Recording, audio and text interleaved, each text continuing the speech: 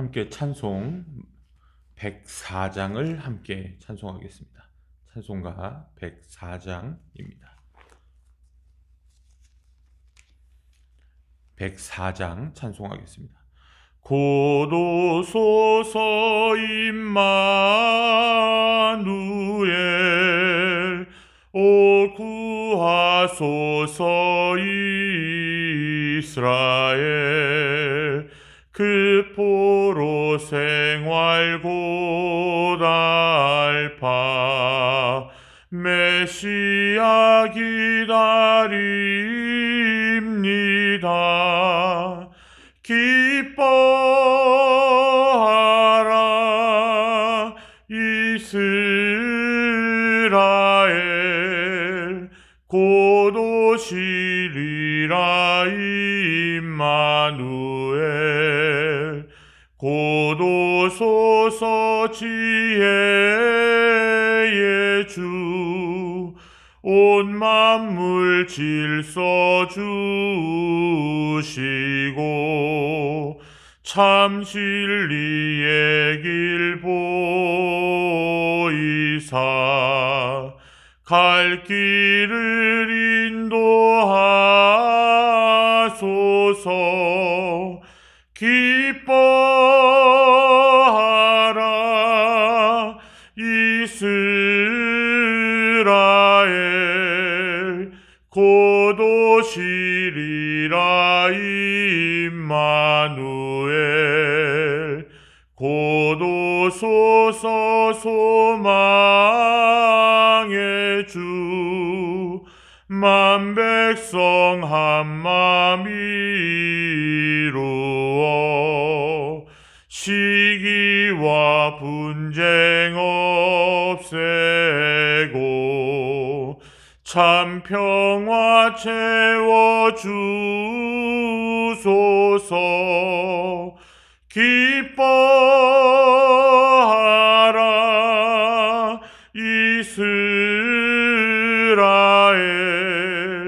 곧 오시리라 임마누엘. 다시 한번 합니다. 곧 오소서 임마누엘, 오 구하소서 이스라엘. 그 포로 생활 곧 알파, 메시아 기다립니다. 기뻐하라 이스라엘, 곧 오시리라 임마누엘. 곧 오소서 지혜의 주, 온 만물 질서 주시고 참 진리의 길 보이사 갈 길을 인도하소서. 기뻐하라 이스라엘, 곧 오시리라 임마누엘. 곧 오소서 소망의 주, 만 백성 한마음 이루어 시기와 분쟁 없애고 참 평화 채워 주소서. 기뻐하라 이스라엘, 곧 오시리라 임마누엘. 아멘.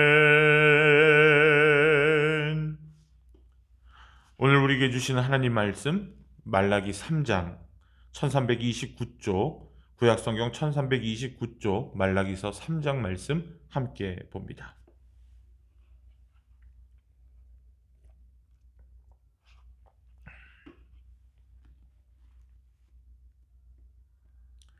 봉독합니다. 만군의 여호와가 이르노라. 보라, 내가 내 사자를 보내리니 그가 내 앞에서 길을 준비할 것이요 또 너희가 구하는 바 주가 갑자기 그의 성전에 임하시리니 곧 너희가 사모하는 바 언약의 사자가 임하실 것이라. 그가 임하시는 날을 누가 능히 당하며 그가 나타내는 때에 누가 능히 서리요. 그는 금을 연단하는 자의 불과 표백하는 자의 잿물과 같을 것이라.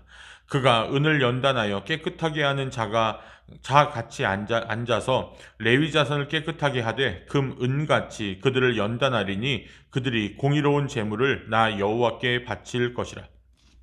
그때에 유다와 예루살렘의 봉헌물이 옛날과 고대와 같이 나 여호와께 기쁨이 되려니와 내가 심판하러 너희에게 임할 것이라. 점치는 자에게와 간음하는 자에게와 거짓 맹세하는 자에게와 품꾼의 삭스에 대하여 억울하게 하며 과부와 고아를 압제하며 나그네를 억울하게 하며 나를 경외하지 아니하는 자들에게 속히 증언하니라. 만군의 여호와가 말하였느니라. 나 여호와는 변하지 아니하나니 그러므로 야곱의 자손들아 너희가 소멸되지 아니하느니라. 만군의 여호와가 이르노라. 너희 조상들의 날로부터 너희가 나의 규례를 떠나 지키지 아니하였도다. 그런즉 내게로 돌아오라. 그리하면 나도 너희에게로 돌아가리라 하였더니 너희가 이르기를 우리가 어떻게 하여야 돌아가리까 하는도다. 사람이 어찌 하나님의 것을 도둑질하겠느냐. 그러나 너희는 나의 것을 도둑질하고도 말하기를 우리가 어떻게 주의 것을 도둑질하였나이까 하는도다. 이는 곧 11조와 봉헌물이라. 너희 곧 온 나라가 나의 것을 도둑질하였으므로 너희가 저주를 받았느니라. 만군의 여호와가 이르노라. 너희의 온전한 11조를 창고에 들여 나의 집에 양식이 있게 하고 그것으로 나를 시험하여 내가 하늘문을 열고 너희에게 복을 쌓을 곳이 없도록 붙지 아니하나 보라.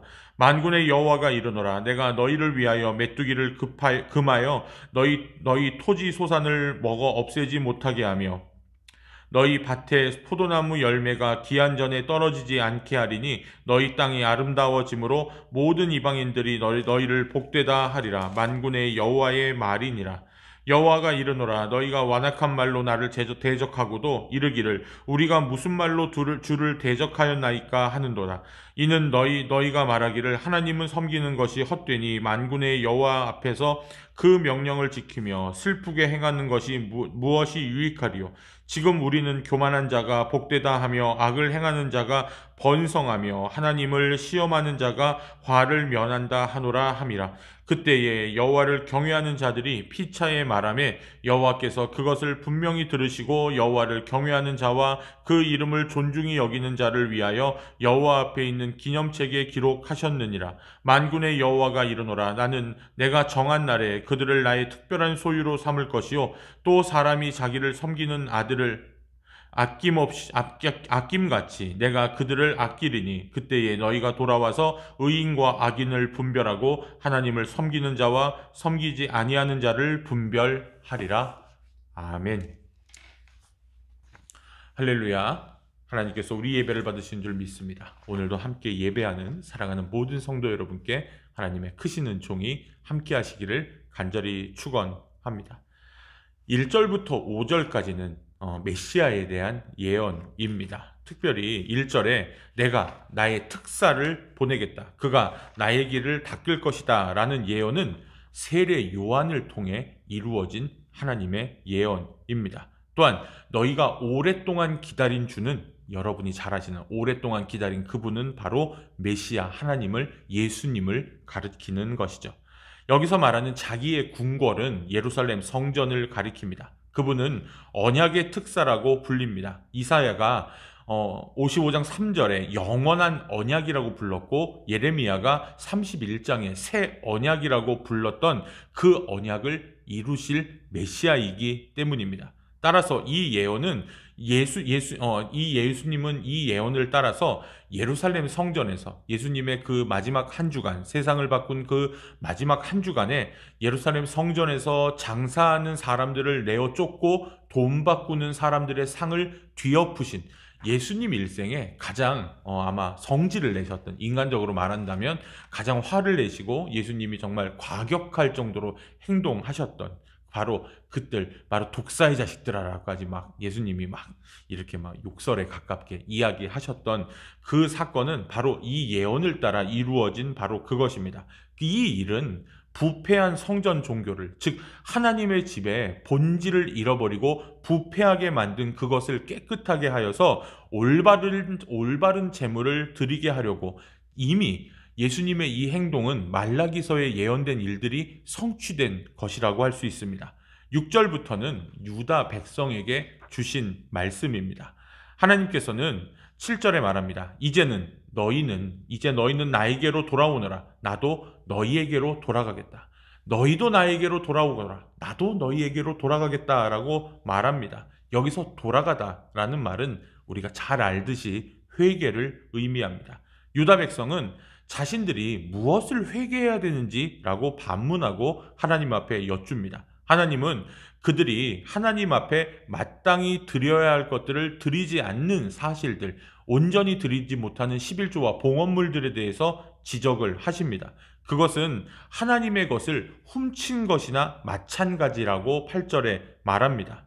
당시 바벨론의 포로로부터 돌아온 지 얼마 안 된 유다 백성은 경제적으로 참으로 궁핍했습니다. 그러나 그 궁핍함이 또한 핑계거리가 되었죠. 그래서 그 궁핍을 핑계 삼아서 11조와 다른 봉헌물들을 드리는 일에 참으로 인색했습니다. 참으로 동병상련이고 인지상정으로 생각해보면 참으로 이해가 될 만한 상황입니다. 그런데 그로 인해 문제는 무엇이었냐면 성전의 창고가 텅 비었고, 성전의 창고가 비게 되니 제사장과 레위인들의 삶도 참으로 어려워졌죠. 그들이 온전히 하나님을 섬기고 하나님께 온전히 봉헌하고 예배드리는 일에 집중할 수 없는 상황까지 이 성전의 창고가 텅 비어버리게 되었다라는 사실입니다. 가난한 사람들을, 원래 이 11조와 원래 우리가 드리는 이번에 제가 지금 이게 녹화 방송이잖아요. 제가 아마 이 방송이 나갈 때쯤이면 아마 이제 그 공연이 거의 끝나고 이제 돌아올 준비를 하고 있을 시간입니다. 여러분이 해주신 우리 감사절 헌금으로 요번에 아이들에게, 또한 아이들에게, 선교사님에게 선교비를 드리고 또 할 수 있는 것, 어려운 사람들을 돕는 것, 원래 그 11조를 드리고 봉헌물을 하는 것, 성전 창고의 일들은 단순히 제사장들과 레위인들만을 위한 게 아니라 또한 고아와 과부들과 자기의 삶을 영위하지 못하는 모든 어려운 이들을 위해 쓰이도록 그렇게 성전의 창고를 채워야 하는데, 가난한 사람들을 구제하는 일조차도 고사하고, 또한 이 성전 창고가 비어 있으니 매일같이 떡도 하나님의 상 위에 떡도 드려야 되고 제물도 바쳐야 되는데 그 일조차 제대로 할 수 없는 현실이었죠. 하나님은 그것이 그들의 경제적 파탄의 상태의 원인이라고 역설적으로 말합니다. 니들이 경제적으로 힘든 이유가 결국은 너희들이 드려야 될 온전한 봉헌물들을 드리지 못했기 때문이야 라고 말씀을 하시죠. 하나님은 그 악순환의 고리를 끊고 되돌리라라고까지 말씀을 하십니다. 하나님께 마땅히 드려야 할 것들을 온전히 드리면 경제적으로 회복되는 결과를 보게 될 것이라고 하십니다. 많은 목사님들이 11조 설교를 하실 때 이 구절들을 가장 많이 사용하잖아요. 11조에 대해서 아주 구체적으로 말하는 그것들. 제가 그것들을 그냥 11조를 꼭 드려야 됩니다, 이렇게 말하지는 않겠습니다만, 하나님이 말씀합니다. 너희 삶 가운데 벌어지고 있는 경제적인 궁핍함과 그 악순환을 끊는 고리는 바로 나를 온전히 섬기고 오늘 하나님께서 말해봅니다. 나를 시험해봐라. 내가 이것을 드렸을 때 너희에게 채워지도록, 정말로 너희들에게 온전히 채워지도록 부어주나 안 부어주나 한번 시험해 보라고까지 하나님이 오늘 말씀하는 겁니다. 다시금 13절에서 하나님은 그들이 당신을 거역했다, 즉 배반했다라고 책망하십니다. 하나님이 그렇게 책망하신 이유에는 그들의 백성들의 불평이 원인이 되었습니다. 하나님을 섬기며 거룩하게 산다고 해서도 잘 된 것도 아니다라고 불평하고, 또한 교만한 자가 오히려 복이 있고 악한 말을 하는 자가 악한 일들을 하고 악한 말을 하는 자가 번성한다라고 14절 15절에 백성들이 불평했기 때문입니다. 하나님의 돌보심에 대해 그토록 불신했기 때문에 하나님께 드리는 것조차도, 즉 너희들이 하나님 앞에 온전히 드리지 못하는 것은 너희가 나에 대한 불평과 불신이 가득하기 때문에 나를 그렇게 대하는 것뿐이다 라고 하나님은 정확하게 말하는 거죠. 백성은 계속 얘기합니다. 내가 언제요? 내가 언제요? 근데 너희들의 지금 드리는 상황들을 보면 그게 온전하게 드러나 있다라고 하나님은 말씀하십니다. 하나님께서는 당신들을 섬기는 사람들은 결코 버리지 않고 그들은 보호해 줄 것이며 악한 일을 하는 사람들은 필경 심판하실 것이라는 말씀으로 확인해 주시며 오늘 말라기서 3장의 말씀을 마무리합니다. 사랑하는 여러분, 영어 표현에 이런 말이 있습니다. The heart of the matter is the matter of the heart. 이 유명한 말이거든요. The heart of the matter 그리고 is the matter of the heart. 이 번역하면 이런 말입니다. 마음의 문제는 결국 마음이다. 예. 이해가 되십니까? 무슨 말인지. 내 마음에 있는 문제의 결국 그 문제의 원인은 내 마음이다. 라는, 마음의 문제는 결국 마음이다. 라는 말이죠. 마음이 결국 행동을 결정하기 때문에 이런 말이 생겨났을 것입니다. 유다 백성이 하나님께 마땅히 드릴 것을 드리지 않은 것은 결국 무엇이었습니까? 그들의 욕심이었고 하나님을 온전히 그들의 삶 가운데 인정하지 못했기 때문입니다. 가난할 때 제대로 드리지 못하는 사람은, 전에도 1장에서 또 설교할 때 이런 말씀을 드렸지만, 가난할 때 제대로 드리지 못하는 사람은 넉넉해져도 제대로 드리지 못합니다. 마음에서 하나님이 우선순위에 있지 않기 때문입니다. 때로 우리는 너무 바빠서 기도할 시간이 없다라고 말합니다. 그런데 여러분, 그런 사람은 할 일이 없어서 시간이 남아 돌아도 기도할 시간을 찾지 못하는 법입니다. 우선순위가 하나님과 대화하고 하나님과 관계하는 일을 소중히 여기지 않는 사람은 무슨 상황이 벌어지더라도 결국 그 상황이 계속 반복될 뿐이라는 사실이죠. 우리가 하나님을 우리의 마음의 우선순위에 두지 못하는 이유는 그분의 통치권에 대한, 즉 그분께서 나의 모든 삶을 주관하시고 다스리신다는 그 통치권에 대한 믿음이 없기 때문입니다. 하나님께서 당신을 의지하고 섬기는 사람들을 책임지고 돌보신다는 것에 대한 믿음이 없거나 혹은 부족하기 때문에 그분을 나의 가장 높은 자리에 높이지 못하는 것입니다. 내 눈에 돈은 보이고 하나님은 보이지 않기 때문이죠. 반신반의라는 말이 있습니다. 반쯤 믿고 반쯤 의심한다라는 말이죠. 그런데 여러분, 신앙에서 반신반의는 절반만 믿는 게 아니라 안 믿는 겁니다. 불신이란 단어와 같은 단어입니다. 하나님을 내 삶의 우선순위에 두지 않고 내 삶의 우선순위에 모시지 않으면 그분의 주권을 인정하지 않는 것과 같은 거죠. 반 정도는 하나님을 믿고 반 정도는 내 통장에 돈들을 믿고 있다면 그것은 여러분, 우리는 하나님을 온전히 믿지 않는 것입니다. 하나님을 하나님으로 믿는다면 그분은 우리 마음과 행동에 있어서 어떻습니까? 가장 중요한 자리에 있으셔야 한다는 사실입니다. 그리고 결국 그것이 우리의 말과 행동을 통해, 우리가 드리는 예물과 시간과 예배를 통해 드러나야 한다는 사실이죠. 우리의 삶과 우리의 시간과 우리의 예물이 우리의 모든 행동을 통해 하나님에 대한 마음이 드러나기를 원합니다. 한 해를 마무리하는 이때에, 주님 오심을 기다리는 이때에 우리는 하나님을 내 자리 어느 곳에 모시고 있는지 다시금 생각해보고, 하나님을 하나님으로 모신다면 하나님의 그 통치와 다스림을 절대적으로 신뢰하며 그분께 모든 것을 맡기고 드리는 온전한 삶의 예배자로 살아가시기를 주님의 이름으로 간절히 축원합니다. 기도하겠습니다. 살아계신 아버지 하나님, 주님을 온전히 믿는다는 것 참으로 어렵습니다. 겸손히 주님을 섬길 때 참으로 괴로운 일도 많고 풍파도 많으며, 우리가 하나님 예수를 믿는다는 이유로 하나님 양보해야 되고 하나님 또한 손해보아야 되는 일들도 너무나 많다는 것을 인정합니다. 그러나 그 모든 일을 하나님께서 보시고 하나님께서 갚아주시며 하나님의 뜻대로 처리해 주신다는 사실도 우리는 믿습니다. 하나님을 하나님으로 믿게 하여 주옵소서. 반신반의하지 않게 하여 주옵소서. 온전히 하나님을 믿게 하여 주시고 나의 시간과 마음과 물질과 모든 것을 하나님께 드릴 수 있는 그런 믿음의 용기도 우리에게 주시기를 간절히 간구합니다. 이제 한 해를 마무리하면서 하나님 우리의 예배를 다시금 생각해보고 이제 하나님 새로 오는 한 해에는 하나님 더욱더 주님을 하나님 섬기면 섬길수록 더욱더 귀한 주님과 동행하며 그분께 내 모든 것을 맡기는 귀하고 복된 삶의 예배자로 살게 하여 주옵소서. 우리의 가정들과 우리의 모든 일들이 주 안에서 복된 삶이 되게 하여 주시옵소서. 주 예수 그리스도의 은혜와 하나님 아버지의 크신 사랑하심과 성령님의 교통하심이 이제 예배를 드리고 돌아가는 사랑하는 모든 성도들의 삶에 함께 하시기를 간절히 축원하옵나이다. 아멘.